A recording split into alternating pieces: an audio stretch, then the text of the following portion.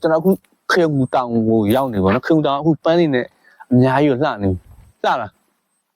စိမ့်ဆို့ပြီးတော့တော်တော်လှနေပြီနော်ဒီမှာဆိုရင်လည်းကျွန်တော်တို့တပတ်ပန်းလဲမသိဘူးဟိုလည်းတူလို့ပါ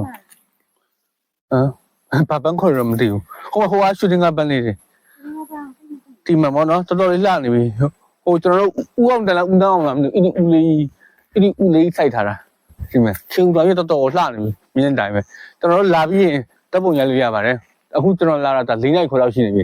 ဒီတောင်လေးရှုခင်းလဲတောင်တက်ချင်လဲထုံးလိုက်ဒီတောင်တက်လို့ရတယ်နောက်ပြီးဟိုးတောင်လဲတက်လို့ရတယ်ပေါ့နော်တောင်လည်းမတက်တာကြားပါပြီဟိုရှိမှတောင်တက်တယ်လားဒီမှာတပ်ပုံရိုက်မယ်ဆိုရင်တော့တော်တော်လှတယ်ပြီးရင် AACC လေးအနားယူမှဆိုရင်လှတယ်ဒါပေမဲ့လူကတော့ကြောက်တယ်ပေါ့နော်နည်းနည်းလေး3-4ရက်လောက်လာပေါ့ဘာလို့လူတော့ပြက်တယ်ပုံစံလေးပေါ့ရှိတယ်ပေါ့ဒါပေမဲ့ကျွန်တော်ကတော့တိတ်ကြီးမဆိုင်တော့လာပါလေဒီအတိုင်းကျွန်တော်လိုက်သွားတယ်ဆိုပေါ့နော်နောက်ဒီမှာတောင်မှာတက်လို့ရတယ်ပေါ့နော်ဒါဒီဟိုင်းတက်လို့ရတယ်ပေါ့နော်မတောင်တဲ့လည်းပြတ်ပါမယ်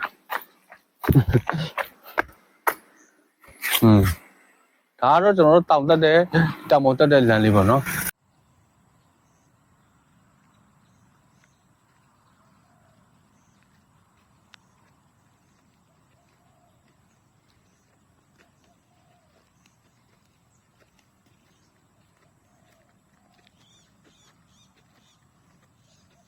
စားလေးအစုံပဲကွာလှနေရောကွယ်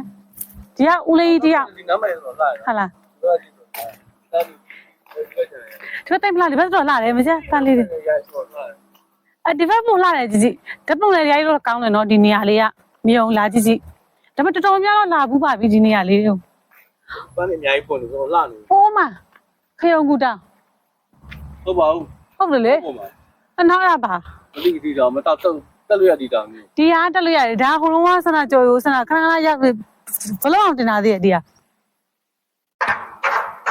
ပန်းနေ လှတယ်နော် ပန်းနေတော့လှနေ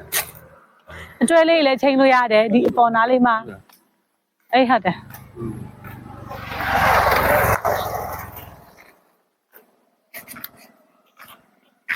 အပြောင်း ဘာပြောရမလဲဆိုတော့